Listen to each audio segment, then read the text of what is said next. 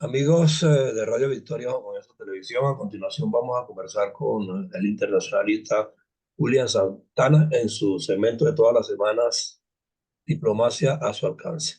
William, antes de entrar al tema que previmos tratar hoy, que es el de Ucrania y todo lo demás, yo que tengo que hacer referencia obligatoriamente como periodista al caso de Rocío San Miguel, porque la forma en que ocurrieron las cosas y cómo se están desarrollando con tanto misterio, sin claridad policial ni judicial, sin el pronunciamiento efectivo de una fiscalía que maneje el caso, y el de su hija, que también está desaparecida, a mi manera de ver y por lo que yo he podido leer y entender del derecho internacional, después de un asesinato, este tipo de cosas, creo que es el segundo crimen en la escala, la desaparición forzosa y el atropello flagrante en que se ha incurrido, ¿no? Entonces, o sea, tú que has estado acercando los grupos asesores de María Julia Machado, o sea, el tema ha sido tomado en la profundidad de vida. ¿Qué siente que está pasando allí? ¿Va en la misma dirección de repente? Ella formaba parte de los equipos asesores de María Corina por casualidad, porque algunos detenidos anteriores los vincularon, de los que hablaron que eran conspiradores, los quisieron vincular con ella. A Rocío San Miguel también pretenderán vincularla con María Corina para armar un solo paquete que contraríe el proceso electoral que está en puerta. ¿Qué sientes que está pasando allí? Mira, buenos días, José Antonio, buenos días a la audiencia. Eh, lo que está sucediendo es un hecho sumamente grave. Muchos hablan de que se ha cruzado una línea roja, pero es que ya no es una línea, ya son varias líneas rojas las que se han cruzado, especialmente desde que en principio del año estamos viendo actitud del régimen que es violatoria de todo el derecho internacional, de violatoria de los acuerdos que ha suscrito. Es un atentado ya no solamente contra estas personas a las que han encarcelado, sino una población que quiere una vida en paz, una vida democrática, una vida donde tenga una salida electoral como está previsto en la Constitución y como es normal en cualquier país democrático. Entonces, esto es un hecho sumamente grave y así hay que asumirlo. Nosotros recién hicimos dentro del Foro Venezolano de Política Exterior un comunicado.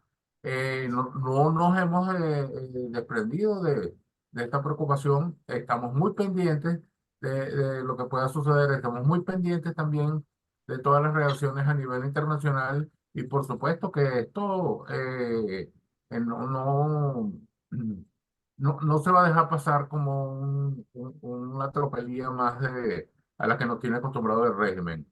Yo creo que nosotros, así como ellos han principiado las acciones este año, van a encontrar también una reacción no en la proporción o en la manera como ellos lo realizan, que es con la violencia, el uso de la fuerza y con narrativas que no tienen justificación legal ni constitucional. Nosotros lo vamos a hacer de una manera democrática, como debe ser, por el camino de la paz y sobre todo de la justicia, que es lo que nosotros esperamos, la respuesta que esperamos de la comunidad internacional, que no solamente se preocupe, sino que se ocupe, Que se ocupe, que exacto. usen los mecanismos que les proporciona el sistema para actuar dentro de esta grave, no esta grave crisis, esta crisis que cada día Y se agrava prolongada, más. prolongada, exacto. Exacto, claro, una crisis que se ha mantenido en el tiempo, pero que ha cedido en muy pocas oportunidades gracias a la presión internacional, porque cuando aquí estuvo la Corte Penal Internacional, ellos dejaron por un tiempo este, de, de ese actuar, dejaron de lado todas aquellas inventos de conspiraciones. Eso fue durante un tiempo después que vino Karen Khan. Luego lo retoman, firman los acuerdos de Barbados, pero por un tiempo muy corto no continúan con sus tropelías y sin embargo, apenas voltea la cara la comunidad internacional, vuelven otra vez a sus andanzas. Entonces, esto hay que enfrentarlo como debe ser, pues. No solamente con el concurso organizado de la población venezolana que se resista a este tipo de atropellos, que reclame sus derechos que le corresponden, reclame por unas elecciones libres y justas y que el gobierno cese ya de la violencia, el hostigamiento y la persecución a los líderes políticos, sindicales, periodistas, estudiantiles y a quien se les ocurra. Claro. Sí, bueno, te agradezco mucho que hayamos tocado, aunque sea tangencialmente, el tema en este momento, porque es que yo intento que en todos los programas que yo haga aquí en adelante, este tema tiene que estar presente y tenemos que seguir mostrando preocupación, tenemos que seguir haciendo los llamados que correspondan, porque la democracia tiene que volver, querámoslo o no, y ya llegarán las vías. Pero lo que sí no se puede seguir consintiendo de manera abierta es que estas cosas ocurran y no hay un pronunciamiento concreto y definitivo para resolver. Pero siento pues que hay que mantener de alguna manera viva la, la temática, porque es la manera de que la gente se concientice que estamos frente a un gobierno que atropella porque le da la gana. Y Así ya es. ha llegado a extremos tales pues que esto que acaba de ocurrir, o sea, no es nuevo, porque recientemente también detuvieron a 3 dirigentes de 20 Venezuela y le dictaron autodetención a la colega Sebastiana Barragás y a otra gente más. O sea que según ellos todavía hay gente que no han detenido, porque hay muchos autos de Ujú, detención que dictaron y todavía no han ocurrido. Pero se sabe que son autos de detención también caprichosos y antojadizos, pues porque los toman como no adversarios, sino como enemigos políticos. Pero bueno, eh, lo tenemos claro y yo sé que el foro, pues, al que tú perteneces de internacionalista, está claro sobre el particular. Pero vamos a lo de Ucrania, que es lo que me planteaste como tema para hoy, para ver un poco cómo se está perfilando eso, porque yo estaba viendo que algunos dicen que Zelensky está perdiendo fuerza, que tiene problemas al interno, que tuvo que cambiar del jefe del ejército, Ministerio de la Defensa o algo por el estilo. Y eso para muchos es una muestra de debilidad. Mientras que por otro lado a Putin le hicieron una entrevista que a mí me pareció una entrevista inclusive dirigida, muy bien armada, como para ponerlo en el tapete. Pero ¿cuál de los dos es el que está derrotado de verdad? ¿O va a salir derrotado? Porque en esta confrontación propiciada por Putin, o sea, a estas alturas ya debería haber ganado el juego. Quiere decir que no la tenía todas consigo. Entonces, desde el punto de vista de la sí. fuerza, desde el punto de vista de la fuerza militar, ya los dos han probado que tienen capacidades suficientes. Pero ¿quién va a salir ganancioso aquí? Es lo que quisiera yo que tú me dijeras. ¿O cómo lo ves? ¿Qué piensa la comunidad internacional? Porque ese tipo de conflicto a la larga quien lo tiene que resolver es la OTAN, a la larga, si se prolonga más de un tiempo X, Mm, ¿no? Yo no sé cuánto más puede durar sí. en las condiciones actuales. Entonces, dame más o menos un análisis, tú como internacionalista. Bueno, José Antonio, sobre este conflicto, antes que de hablarte del tema, quisiera transmitir las felicitaciones al presidente Alexander Stubb. Fue elegido presidente de Finlandia. Es un presidente de derecha, presidente que está alineado con la OTAN, por supuesto, y con la Alianza Atlántica, con los Estados Unidos. Presidente, por supuesto, opuesto a Putin y que adicionalmente puede ser controversial su posición, pero pues, también tenemos que considerar qué es lo que está sucediendo con Rusia respecto a Europa Oriental. Y es que Ujú. él también está dispuesto a aceptar armas nucleares dentro de su territorio. Él no, y Finlandia, por supuesto, no es un estado nuclear por su compromiso que tiene con el Tratado de No Proliferación Nuclear y su vocación pacifista que ha tenido y de neutralidad, pero sin embargo en esta circunstancia Europa ya se encuentra en una circunstancia muy diferente y es por ello que probablemente acepte ser subsidiario en el estado subsidiario nuclear, como lo son otros estados en Europa que mantienen arsenales nucleares bajo el comando tanto de los Estados Unidos como el alto comando, las altas autoridades de la OTAN. Entonces, dicho esto y entrando al tema de Ucrania, fíjate que nosotros teníamos muchísimo tiempo que no hablábamos de esto. Sí, Eh, el caso es que pues, esto se ha convertido en una guerra de desgaste, pero está resurgiendo otra vez a los medios de comunicación por varias razones. Una de ellas es el abandono no vamos a llamarlo abandono porque eso no sería el término exacto, sino la disminución del compromiso de los Estados Unidos y de la Sí. Unión Europea en la ayuda que definitivamente es necesaria y fundamental para que Ucrania, no vamos a decir en este caso que gane la guerra, que no vaya a caer en manos de Rusia, en manos de Putin y que la pueda destruir totalmente. Porque nosotros hasta ahora no tenemos claro qué es lo que quiere Putin en esta guerra, ¿no? Y no hemos tenido claro Nunca ha incluso dicho, desde nunca antes, dijo cuál era su objetivo. eran objetivos difusos, que la desnazificación de Ucrania, pero es un objetivo difuso. ¿Qué significa eso? Que él va a matar a todo el mundo. Que la protección de Rusia frente a los avances de la OTAN. Pero ¿qué significa eso? Si ya todos los estados vecinos de Rusia, salvo Bielorrusia, Moldavia y Ucrania, todos están dentro de la OTAN. Entonces, es una reacción tardía porque la OTAN tuvo una expansión en 5 oportunidades. Eso no lo sabemos. Eso solamente estará en la cabeza de él y de su alto mando militar. Bueno, en todo caso, lo que estamos viendo es que ya sí se puede constatar definitivamente el fracaso de la contraofensiva que anunció Ucrania el año pasado. Ya se están cumpliendo 2 años de la guerra y hay otro evento importante y es que en un mes se van a celebrar las elecciones en Rusia, donde ya Putin ha hecho su trabajo de limpiar la posición. El último candidato fue aquel que estaba en contra de la guerra, que alegaron que habían firmas, un 3% de las firmas que había recogido para ser candidato no eran válidas. Algo, si te suena Bueno, familiar, algo parecido a los vetos ilegales que suceden aquí en Venezuela, sí, o lo que hace la Ortega, la dupla Ortega Murillo. Entonces, lo que hace cualquier dictadura en el mundo, pues porque Rusia es una dictadura, por mucho que haya elecciones, claro. y va a ganar con un 80%.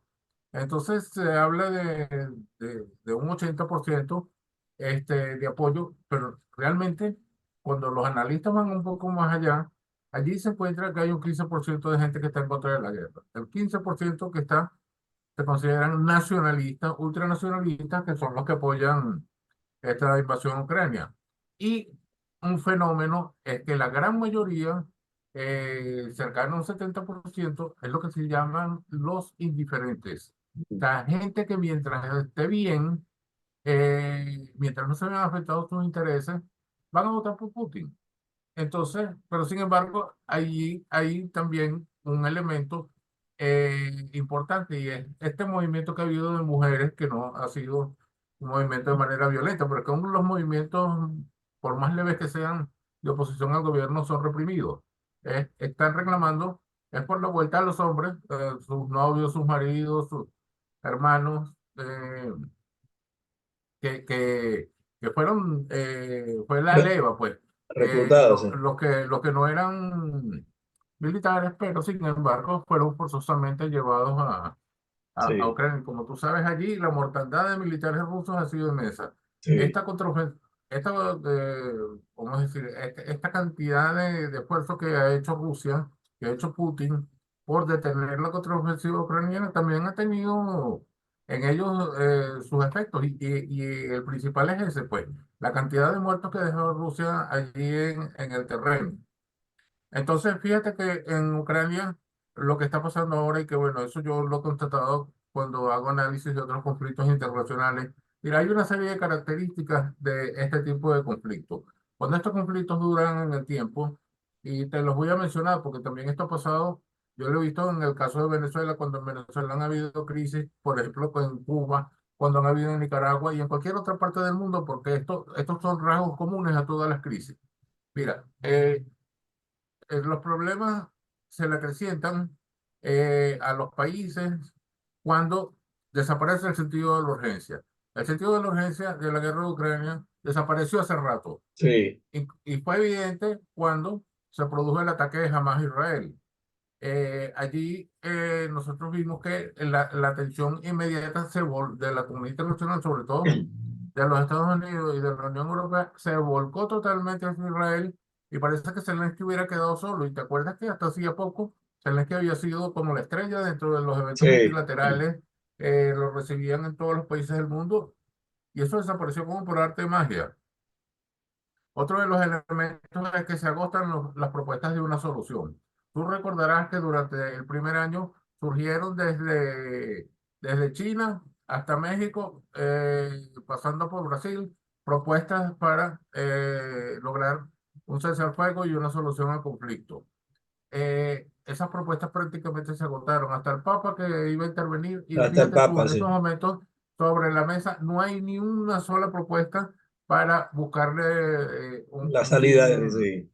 un fin a esta guerra. Las expectativas cambian, que es otro elemento importante. Las expectativas cambian en el sentido de que ya hay gente en Europa, sobre todo en Europa es donde hay división frente al conflicto.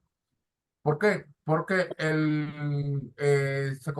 algunos consideran que, bueno, si Rusia se queda con el Donbass y va, ya ahí se acaba el conflicto, no estaría tan mal, porque incluso financieramente no tendría la comunidad internacional, en todo caso la Unión Europea, que invertir más recursos Invertir más, en sí. en la reconstrucción de esa zona. Entonces, cuando cambian las expectativas y ya se hacen permanentes, pues mira, es grave para lo que sucede dentro del sistema internacional, pero es la dinámica propia de las relaciones internacionales. Después, otro elemento es que se consideran como logros que no aumenta el conflicto. Entonces, pues, si tenemos un tiempo donde se producen menos ataques rusos, ya Ucrania no puede contraatacar porque en estos momentos no tiene municiones, en estos momentos no tiene ayuda, la comunidad internacional como que descansa, como que respira, ¿no? Sobre todo los europeos. El otro asunto es que mientras no afecte a las grandes potencias, a los grandes centros de poder, si este conflicto, mientras menos, más focalizado esté, pues, y no estén afectados los intereses directamente de los Estados Unidos, los intereses directamente de los países europeos, baja de intensidad, ya no se le da tanta atención. Y el otro asunto es el de la visibilidad, que eso es importantísimo y eso tiene que ver, y eso lo sabes tú muy bien, tú lo sabes tú más que yo, tiene que ver con los medios de comunicación. Sí, Fíjate cómo ha bajado la intensidad. Las noticias de Ucrania ya son marginales dentro de cualquier sí. prensa internacional. Ya nadie le toma atención al tema. Pareciera que se está cerca de ser un caso olvidado, ¿no? Ahora, lo que nosotros podemos esperar no creo que sea mucho mejor de lo que tenemos hasta ahora. Por dos razones. En la división dentro de la Unión Europea, sobre todo en lo que tiene que ver con recursos, sobre todo en lo que tiene que ver el tipo de ayuda, solamente son tres países, los bálticos, los que están pidiendo que se le done o se contribuya con armamento ofensivo a Ucrania. Los otros solamente armamento defensivo. Y eso no va a ser suficiente, por supuesto, a pesar de que ya van a llegar los F-16, pero no va a ser suficiente. En Estados Unidos, por un enfrentamiento entre republicanos y demócratas, está paralizada una ayuda de 60.000 millones de dólares, que es importantísima. Y Ah, todo es por una pugna por la situación migratoria de los Estados Unidos. Entonces, estableciendo una especie de chantaje. E incluso ya, para este conflicto ya prácticamente hay un deadline, ya tenemos noviembre, que son las elecciones, y si gana Donald Trump, que parece que eso es lo que puede suceder, el panorama va a cambiar completamente. Donald Trump tuvo una política exterior contraria al multilateralismo, muy agresiva hacia la OTAN, prácticamente casi que desaparece a la OTAN, sí. este, con sus quejas constantes de que no contribuían con el presupuesto y además un hombre que mantuvo una posición respecto a Rusia, eh, muy criticada, pues, porque hasta miraba a Putin y lo dijo, Sí, y se reunía con Putin, incluso las actualidades de las reuniones fueron, a mí las fotos me parecieron en ese momento que no eran de lo más conveniente presentarlas porque él tenía una gestualidad como de obsecuente hacia Putin, no sé, No, y este, recién volvió a poner la mirada en la OTAN, porque acaba de decir que los países que no estén al día con sus contribuciones a la OTAN, definitivamente no esperen que Estados Unidos ni ningún otro país que esté al día los vaya a defender. O sea, está poniendo una condición extrema ya con respecto a si la OTAN debe seguir en la forma que operó hasta ahora, ¿no? Que había países que se rezagaban y no pagaban nunca, y cuando entraban en conflicto, o sea, tenía Estados Unidos que mandarle el apoyo necesario para defenderse. así es. Entonces, fíjate tú que los analistas que aciertan mucho cuando ven hacia atrás.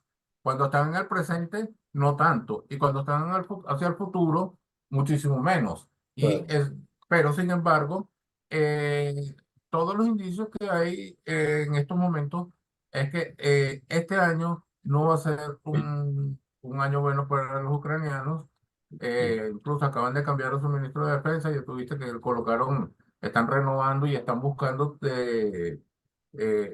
hay una diferencia allí, una controversia, una discusión sobre el reclutamiento de personas de más de 40 años, porque, bueno, ha bajado, y sobre todo en la época del invierno, la capacidad de sus hombres, no tienen artillería, no se les ha renovado la ayuda que esperan de Europa no es tanto ayuda bélica, sino es para pagarles los sueldos de la administración pública, es pagarle a los que profesores. ahí quería llegar, es que entonces ahora lo que vienen son las inversiones para salvar y reconstruir a Ucrania, y los que van a sacar provecho son los centros de poder que en este momento van a ir a la tarea de reconstruirla. Bueno, es que detrás de toda guerra el dinero siempre. Después de la devastación viene la inversión. eh, eh, sí, así es. La guerra incluso muchos economistas lo han visto como un proceso económico, pues. Eh, Las guerras son un proceso económico hoy día. Incluso se dice que la guerra es el estado económico perfecto porque todo lo que se consume, todo lo que se produce se consume. Exacto. O sea que ahí y además hay mucha gente que ha sacado provecho de esto y mucha gente que ha perdido, pero también hay otra gente en la plena seguridad de que ha hecho grandes negocios. El Instituto para los Estudios de Defensa y Seguridad de Estocolmo, que se llama CIPRI, ha revelado que se encarga también de no solamente de la información sobre el armamento en el mundo y de la estrategia, sino también de las compras militares. Claro. Tiene unas cifras que son, José Antonio, bueno, no las anoté en este momento Son porque incalculables, no era eso lo que iba a hablar, incalculables, pero las cifras incalculables. se pueden calcular de billones de dólares por segundo, por Sí, segundo. Entonces, imagínate tú, global, te estoy hablando transacciones globales, no solamente en el caso de Ucrania. claro. Entonces te puedes imaginar cómo el mundo se está armando, cómo el mundo se está preparando para futuros conflictos y cómo nosotros tenemos que estar atentos y tenemos que saber en qué realidad nos vamos a encontrar en un futuro cuando un mundo que está armado hasta los dientes es un mundo que en cualquier momento eh, puede se puede hacer uso de las armas para lo que están hechas y No, y- eh, estaremos todos metidos en no ese pues paquete. por eso buscan alinearnos, de alguna manera nos están intentando alinear con determinada corriente mundial en esos ámbitos de la guerra y de todo lo demás, porque a la larga la conclusión que sacan es que en el momento en que ocurra algo allá, la reconstrucción va a ser un gran negocio. Y no te extrañes que estén trabajando en esa dirección.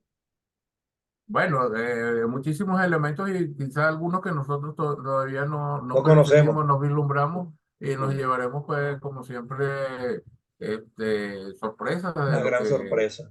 de la deriva que puedan tener las relaciones internacionales y en estos tiempos tan tumultuosos, pues. Sí, y no es el barullo en que nos metieron, es en el que nos dejamos meter, porque nos agarraron O, y nos condujeron, y o nos condujeron.